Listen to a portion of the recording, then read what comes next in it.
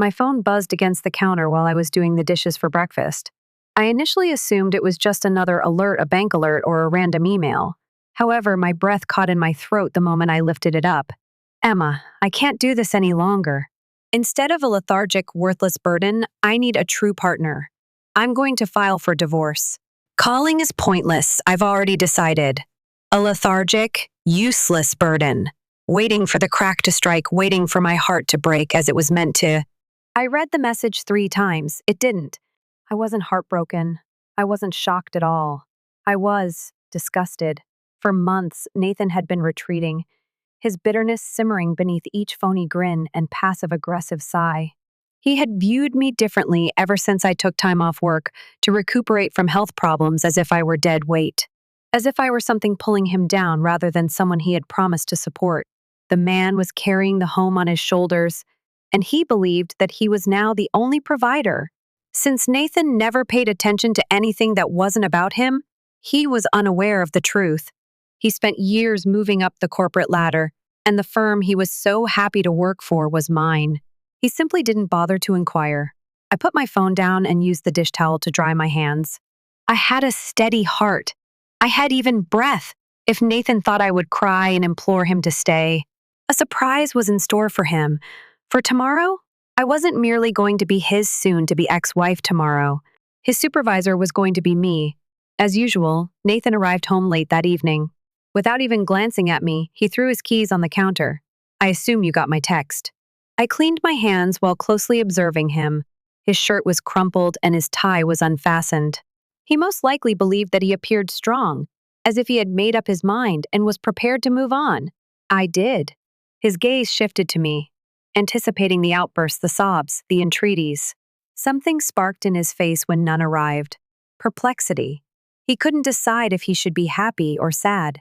With a hint of frustration in his voice, he pressed, "And?" I folded the towel neatly on the counter and shrugged. "You made your choice. What else is there to say?" He scowled as if I had knocked him off balance. Nathan was the type of guy who enjoyed seeing people writhe. He thrived on its might. I wasn't writhing, though. I noticed it for the first time in years, the slightest rift in his self-assurance. With a brief, arrogant little smirk, he covered it. Figures, under his breath. You never had much to say, just coasting through life while I handle everything. Oh, it was there. The last insult.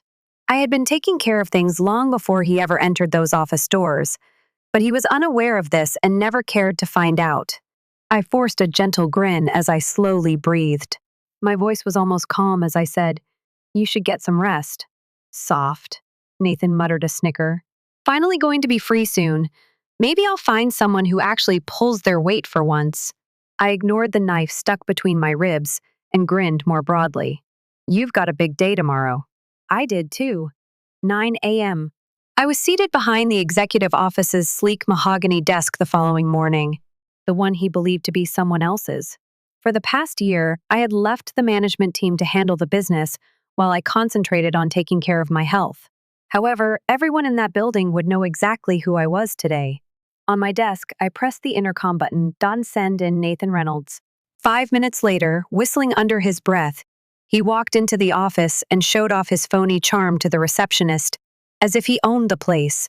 He didn't even look at the door's nameplate.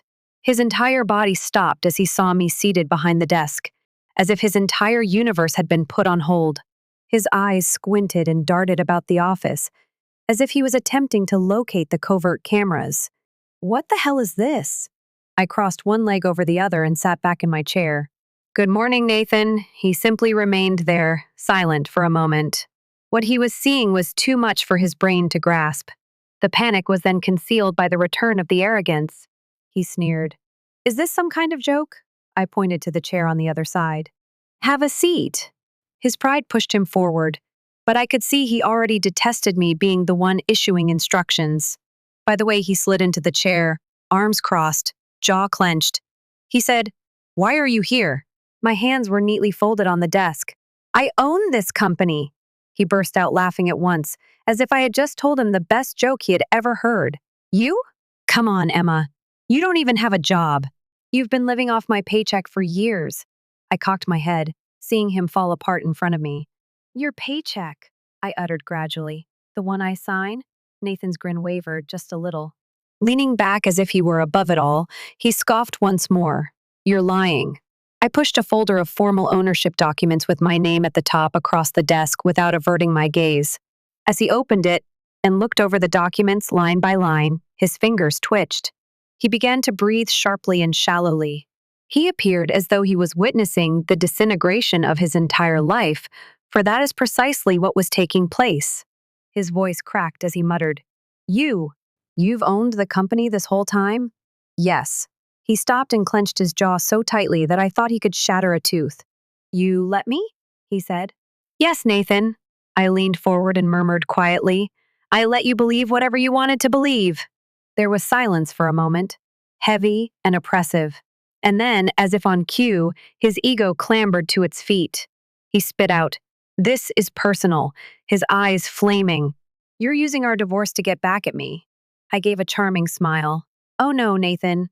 This is professional. I slipped his letter of termination, another folder, across the desk. He gave it a blink. Then he blinked once more. You're firing me? With a calm voice, I nodded. Effective immediately. He made an effort to resist it. He attempted to intimidate me.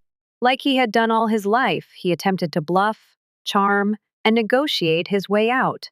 However, Nathan was going to have to learn a lesson the hard way. Arrogance is not the source of power. It has nothing to do with positions, salaries, or yelling commands at subordinates. Knowing exactly who you are while everyone else undervalues you is the source of power. He was still not really sure what had transpired as security escorted him out of the premises. However, tomorrow? The real storm would come tomorrow, because Nathan didn't realize how far he still had to fall.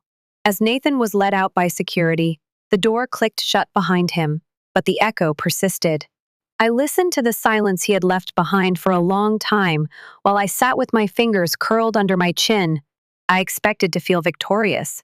As I watched him fall apart beneath the weight of his own conceit, I imagined that I would feel strong. But my only emotion was serene, as if the storm was already over. After being bounced around by someone else's commotion for years, it seemed like I was finally standing in the silence. That night, I didn't go home, building the case against Nathan brick by brick until there was not a single opening left for him to get through. I spent late hours at the office, immersed in paperwork. The entire facility was dark when I eventually left. I felt as if I was traveling through a completely different planet, even though the city was still bustling outside with automobiles going by and neon lights flickering in the distance. My universe. The house was dark when I pulled into the driveway. I had half expected him to be lurking in the shadows, waiting to let go of whatever pitiful little outburst he had been holding inside all day. However, there was just a single text message on my phone waiting for me. Do you believe this is the end of it? In the divorce, I'll keep half of everything. This is something you'll regret. Heart steady, I gazed at the screen. Nathan, oh, if only you were aware. The entire building was bustling by the time I arrived at the workplace the following morning. There were whispers in the corridors, quiet, wary murmurs that disappeared the moment I walked past. In locations like this, news spread quickly. They were aware. They simply didn't have all the information. Not quite yet. Head held high and heels clicking on the marble floor, I could feel the eyes on me as I entered my office. They were all watching now. The same staff members Nathan had snubbed for years, the ones he had taken credit from, patronized and dismissed as inconsequential. Awaiting, I'm hoping. The internal message was distributed by midday. To every worker, this company no longer employs Nathan Reynolds. Not much fanfare. No elaborate justification. In black and white, just the truth. The first anonymous complaint reached HR by 12:03 p.m. There were two more by 2:00 p.m. The whole house of cards was collapsing by 4:00 p.m., with one by one whistleblowers emerging from the woodwork, each one bearing tidbits of the truth.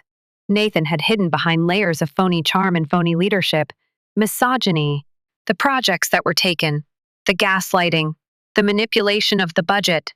Bloated and ugly, every lie he'd ever used to support himself was coming to the surface and pulling him down.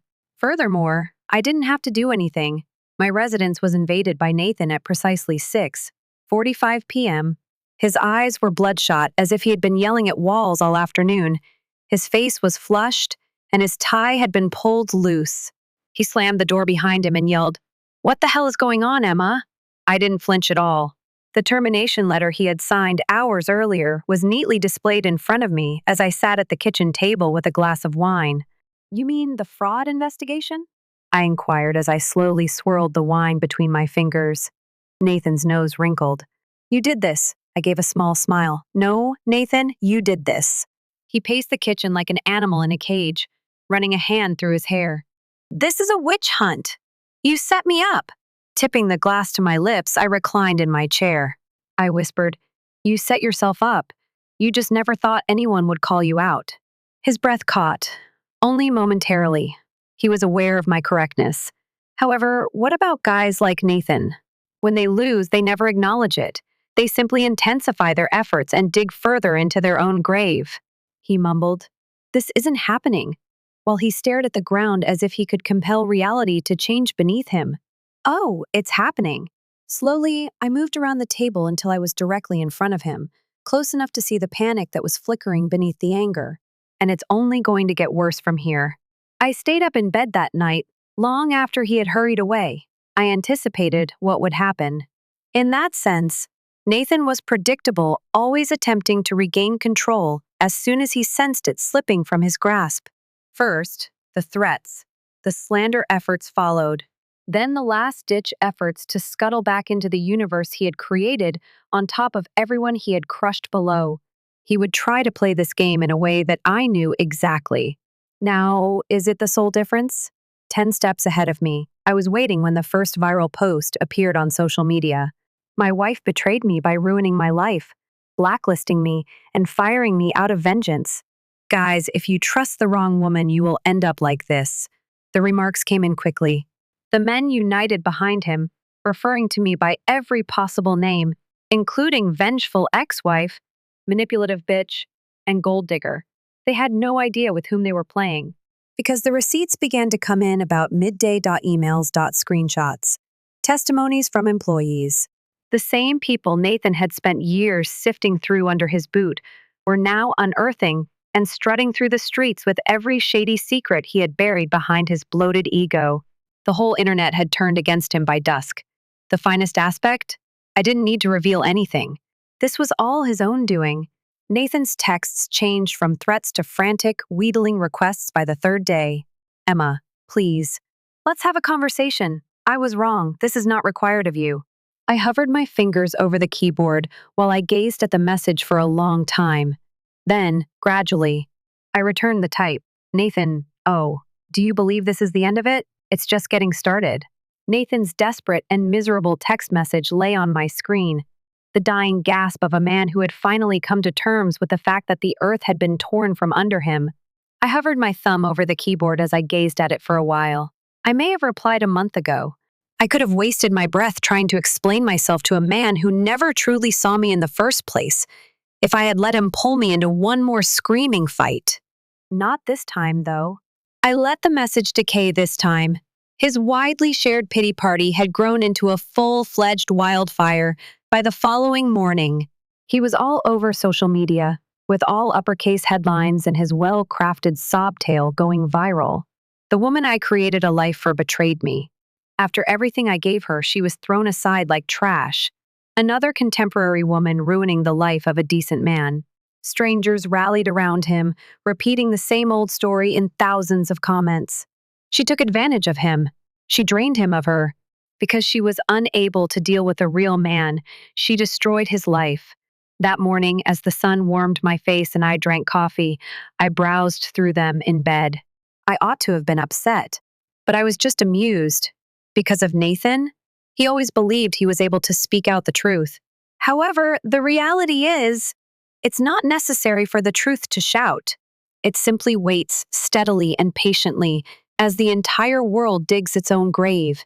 The fissures began to show around midday.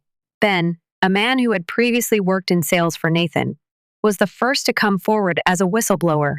In a lengthy discussion, he detailed how Nathan had pilfered one of his most important projects, putting his name on the proposal and then subtly pushing Ben out before the promotion could be granted. Attached are screenshots. At a murder scene, receipts are arranged like bodies. 3 more workers, this time women, piled on by 2:00 p.m., detailing the inappropriate comments Nathan used to make during late-night meetings. By 4 p.m., the internal note verifying the fraud probe was leaked by an HR employee, proving Nathan wasn't simply sacked. When I allowed security to lead him out of the premises, he was the subject of an ongoing inquiry. I could already see him pacing whatever budget hotel room he'd snuck into, seeing his life implode in front of him, his phone blazing with texts from former coworkers who refused to even return his calls. Every square inch of authority he had cultivated over the years, every fictitious small empire he had pieced together with stolen concepts and cheesy charm, lost. And I hadn't done anything at all. The comments began to change after the second day. By dusk, the same guys who had been standing up for him at dawn were retreating, silently erasing their opinions. The women took over by the third day, pulling him through the muck so severely that I felt sorry for him. Nearly. That evening, while I was finishing my glass of wine, the last nail in the coffin fell a grainy screen grab from a public records database. Our prenup was discovered. Let me clarify this then. Before they were married, Emma already owned the business. Separate assets stay separate, according to the prenuptial agreement Nathan signed. He was dismissed for fraud after cheating, and now he wants to play the victim? The entire internet went up in flames. Please cry more, sir. He earned the most ridiculous prize for playing dumb games. Emma should run for president, in my opinion. The entire situation had turned by midnight, with his small show of sympathy developing into a full-fledged roasting. He was popular on Twitter by daybreak with the following hashtag burdened by Emma. His name glowed on my screen like a dying star attempting to claw its way back into orbit as the phone calls resumed, one after the other. I left all of them on voicemail. Then, at last, the texts were altered. Emma, please, I apologize. I was mistaken. This is something we can resolve. As I waited for the pain to hit, I read it 3 times. It didn't. Nathan wasn't hated by me. I didn't even feel sorry for him. I simply stopped caring. I brought up his contact instead of responding, blocked his phone number, erased all of the messages he had ever sent me. Then I accessed the family group chat, the same one where he had been ridiculing me for years, saying that I was only living off his paycheck. And not saying a thing. I went out. Nathan's entire life had fallen apart by the conclusion of the week. All of his applications for jobs were turned down. As soon as they discovered the headlines weren't merely hearsay, every old acquaintance he had relied on abandoned him. His face was all over the place, dragging through every subreddit that had a bloody stench, appearing in grainy Facebook postings and TikTok story times. What's the best part? I hadn't given anything away. The ones he'd thrown away and used throughout the years, they had taken care of everything for me. My phone was vibrating on the nightstand when I woke up one morning at approximately 3 a.m. I didn't recognize the number.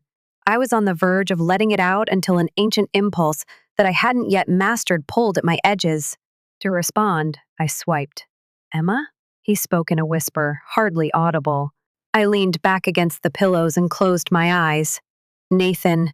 He fell silent, as if he was shocked that I had really answered. They've turned on me. I wondered whether he had ever felt this little before as I looked up at the ceiling and heard the tremor in his voice, the same voice that had labeled me worthless, lazy, and a burden. Excellent. I know. Whispering, you could fix this, he said. I laughed at that, a quiet, low sound that tasted like liberation. You're still not listening, Nathan. I spoke steadily, as calm as still water. I never had to destroy you. Without saying anything else, I hung up. After that, he gave up trying. A month later, I received a grainy picture of him working the night shift at a tech store in a strip mall, with his head lowered, shoulders hunched, and his shirt's name tag misaligned. He no longer appeared strong. He no longer resembled anyone. I could have stopped there. However, I don't think that half measures work. I received a CV from Nathan Reynolds, who was looking for a mid-level sales position at one of our smaller subsidiaries. 3 months after he quit his job, He must have been unaware that I still owned the business. I allowed the irony to sink into my bones as I gazed at the email for a long time. Behind her clipboard, my assistant was smirking as she stood at the door. "You want me to reject him?" I grinned gradually. "No." I tapped the email. "I want them to call him in for an interview." A week later, Nathan was seated in the boardroom, his face pallid under the fluorescent lights, his hands twitching in his lap, and he was wearing a poor suit. He raised his head, noticed me standing there, and he froze all over. I grinned. "Good afternoon, Nathan." He opened his mouth, then shut it again. He was searching for the right words. For once in his life, none existed. I moved his resume to the other side of the table. I muttered, "You listed your last position as department head," in a quiet voice. "But you left out how it ended." He took a deep swallow. I took a slight step closer. I said, "You once asked for a second chance." His huge, anxious eyes sprang up to me. "I want you to know, I'm giving it to you." A moment of hope lit up his face. I then tore his resume in two. Allow the fragments to fall between us. Not here. Not ever. Without saying another word, I left that room. By the time I arrived at the elevator, I felt as though something weighty had finally burst open inside of me, causing the entire world to shake beneath my feet. I had not simply destroyed Nathan's kingdom with fire. On top of the ashes, I had constructed something new, something complete, my own. When the elevator doors closed behind me, I could still picture Nathan's face, white and decaying under those fluorescent lights. I felt the weight of every moment that had brought me to this point, as I stood there in the quiet. Years of being ignored, disregarded, and undervalued. He built himself higher on top of me, piece by piece, while I chewed my tongue for years. Because I never retaliated, he had always assumed I was weak. He never got it. I wasn't made to shatter. I was made to wait. The sun had already set behind the skyline when I left the building, causing the glass skyscrapers to bleed orange and the streets to cast long shadows. The metropolis was all around me, unending and uncaring. I quietly shut the car door behind me, climbed into the back seat, and exhaled a breath I had been suppressing for years. I expected to feel lighter. I hoped to feel liberated. However, the matter of dismantling a man such as Nathan, it takes more than one clean break. Piece by piece, it occurs, bone by bone, until all that remains is the rubble of what he believed himself to be. There was commotion when I got up the following morning. Men were circling Nathan like vultures, hurling insults like gold digger and bitter ex-wife on whatever platform they could find a way to use. And his little viral pity party was still growing like wildfire. They had no idea who they were supporting. However, they were going to. Then, the same worker Nathan had sabotaged revealed yet another shocking revelation on Twitter by 10 in the morning. Screenshots of the entire thread, emails, transcripts of meetings. Evidence revealed Nathan had snatched entire projects from his team for years, keeping bonuses while others' careers stalled. By midday, more workers joined, their stories pouring in as if they had been waiting for this very time to be told. My promotion was ruined by him. Every time I passed his office, he made remarks about my body. When I cried about it, he called me sensitive after pushing me out of my own project. One tweet at a time, it was a carnage, until the entire internet was screaming for his head. His small group of fans had long since left before sundown, putting their tails between their legs and acting as though they had never supported him. Overnight, the hashtags went viral. Nathan the Parasite replaced hashtag Burden by Emma. At this point, even the males were betraying him, picking his carcass clean in the comments section as if it were a blood sport. Sipping wine and with my bare feet tucked under me, I watched from the comfort of my couch while the world tore Nathan to shreds. What's the best part? I hadn't disclosed anything. I had just struck a match. The rest was burning itself to ashes. Shortly after midnight, the SMS message arrived. "Emma, please." I apologize. "Give me a call, please." I gazed at the message until the screen's text became hazy. A tiny, foolish part of me wanted to respond, a long-buried impulse still wanting to be the girl I once was. However, that girl had passed away. Nathan believed he had left me in the same place where I buried her. Rather, I typed up 4 straightforward words. "Go to your mom and cry." I then permanently blocked him. I felt as though I was finally standing in the body I had spent my entire life striving to develop into as I entered the office the following morning, with my head held high and my heart steady. It seemed as though something had changed in the building overnight, and that everyone had been holding their breath without noticing. When I went by, people whispered. A few of them grinned. A few of them gave me subtle, covert nods, letting me know they had been anticipating this moment for as long as I had. My lawyer called me at lunchtime with the news I had been anticipating. Nathan's claim for unfair termination? Dismissed. He had nothing left to stand on, no leverage, and no case. He was banned from half of the city's businesses by the end of the week. The entire industry wanted nothing to do with him by the end of the month. It was nearly too simple. I just needed to let him be himself. A few weeks later, one evening, Mara arrived with a bottle of wine and a smirk that was quivering at the corners of her mouth. She was sitting on my couch, browsing through her phone and laughing a little every few seconds. She snorted and turned the television to face me. "He's still trying," she said.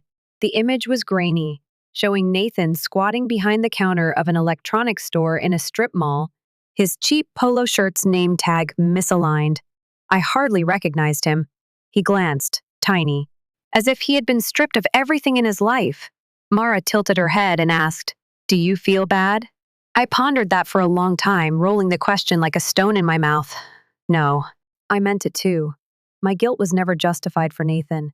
He earned every bit of the hole he made for himself, including the slammed doors, the muttered conversations behind his back, and the restless nights. The universe he had created for everyone else was finally his. With spring, the news had subsided and been replaced with a new controversy and a new figure that everyone detested. Now Nathan was just another cautionary story, his name vanishing into the never-ending cemetery of unremarkable guys who believed they were above reproach on the internet. I remained upright.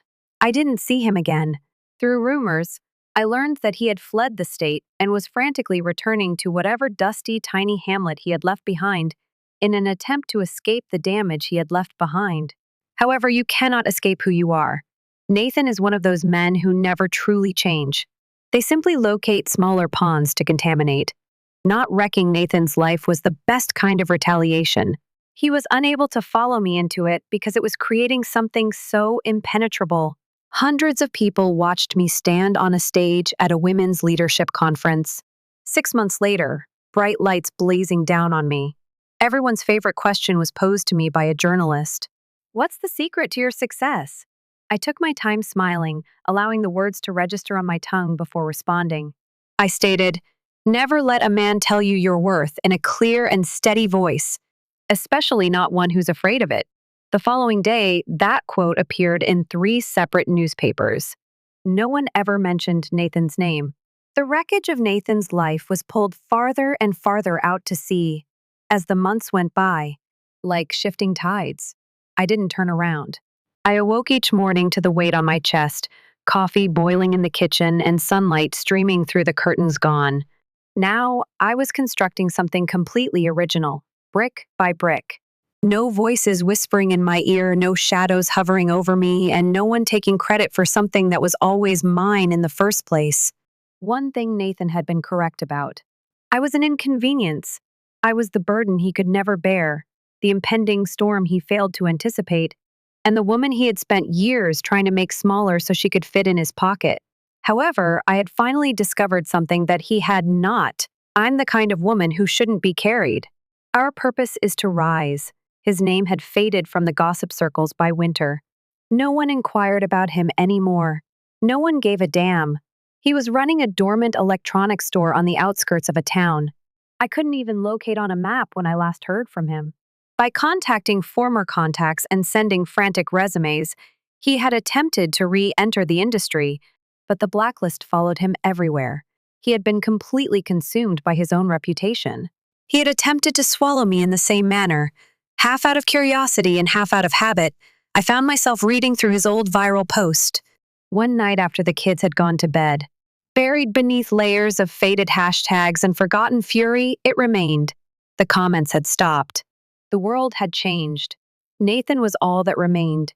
He was trapped in time, screaming into space, as the others continued to move. I waited for the recognizable pain to build in my chest as I looked at his words for a while. It didn't. I didn't despise him. I didn't feel sorry for him. I forgot about him. My business had grown into 3 more cities by the spring. As they created headlines about female leadership and the value of second chances, the media began referring to me as a self-made lady. No one was aware of how much I cherished those 2 words made by oneself, as if I hadn't worked behind closed doors for years to create this empire with bloodied hands. As if my authority would only arrive when I finally stopped allowing men to sign my work. With a smirk curled in the corner of her mouth and 2 coffees, Mara stopped by the office one afternoon. "Guess who applied for a job at one of your subsidiaries again?" I couldn't help but smile as I looked up from my desk. "You're joking." "Swear on my life." She placed the newly printed, unadorned resume in front of me, with the name Nathan Reynolds neatly put at the top. His previous work was not mentioned. No explanation for his departure. A desperate little man attempting to scuttle back into a world that had already cast him aside. I flipped the page in my hands and reclined in my chair. With dazzling eyes, Mara joked, "Should we call him in?" Slowly and dangerously, I smiled. No. The resume was so little that it vanished between my fingers, so I folded it in half and then in half again. I think it's time we both learned how to let go. My name was well known by summer. Publications for business, panels, and interviews. Pretending to have anticipated the growth of women in leadership, the same men who had referred to me as a burden were now publishing articles about it. After the presentations at the annual shareholders meeting were over, I was brought aside by one of the younger executives. She said in a wide-eyed whisper, "I don't know how you stayed so quiet all those years." I grinned into my glass of champagne. "Sometimes the best way to win," I said, "is to let them forget you're playing." With a single phone call, I could have destroyed Nathan's life. Every receipt, every secret, and every small shame he had ever concealed behind that skewed smile could have been uploaded by me. However, avoiding seeing him fall was the best form of retaliation. It was leaving. In any case, it was winning. I found myself there in that same bright kitchen a year after the divorce was finalized. Coffee in hand, bare feet on cool tiles, the entire home buzzing with silence. On the counter, the phone buzzed. I looked down, anticipating another calendar alert, another email. However, I didn't identify the number. I nearly didn't respond for a very brief moment. Then a tiny part of me, a buried flame, ached to find out. I made a swipe. "Emma?" My throat tightened with each breath. He was the one. His voice had become weaker, as if something had been removed from within him. Stabilizing the surge of ancient spirits emerging from the ashes, I closed my eyes. "Nathan." There was a lengthy, heavy silence between us. I wanted to say I'm sorry. Leaning on the counter, I gazed at the orange light streaming through the trees outside the window. His voice was broken. His voice was just like he had always made me feel. I ought to have hung up. I ought to have told him to burn in hell. Rather, I let the silence linger, waiting for the pain to arrive and the fire in my chest to rekindle. However, nothing remained to burn. I had lost my anger. I was nothing. I said, "Thank you, Nathan," quietly. I hung up after that. Later that evening, when the sky faded into dusk, Mara saw me sitting on the porch. With her eyebrows up, she handed me a glass of wine. "What's with the face?" Nathan called. Her fingers tightened on her glass as her entire body tensed. "What did he want?" I sipped slowly, allowing the darkness to seep into my bones. "Nothing." I never heard his voice again after that. From the ruins Nathan left behind, I constructed my entire life, transforming each scar he left me with into something stronger, more resilient, and untouchable. I turned into the person Dad had always dreaded I would be. I got known by my own name. I also hoped that the way I burned him down would not be remembered in any stories that the world might tell about me. I hoped they would recall how I developed untamed and vicious, there, where he attempted to bury me.